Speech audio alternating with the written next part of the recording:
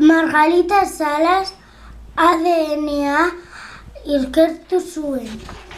Heidi Lamar deitzen da eta asmatu zuen GPS-a, Bluetooth eta Wi-Fia.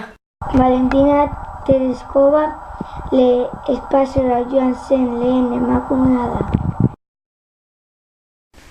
Tu-Joujou malariaren sendagaia asmatu zuen eta Nobel saria eman zioten. Margaret Hamilton Apollo irairako programa sortu zuen.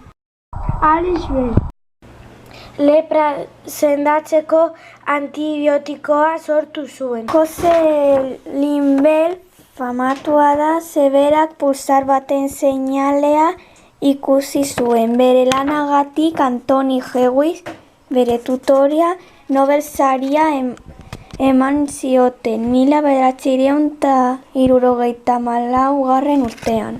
Mary Anderson famatua izan zen linpia-parabrisas asmatu zuelako.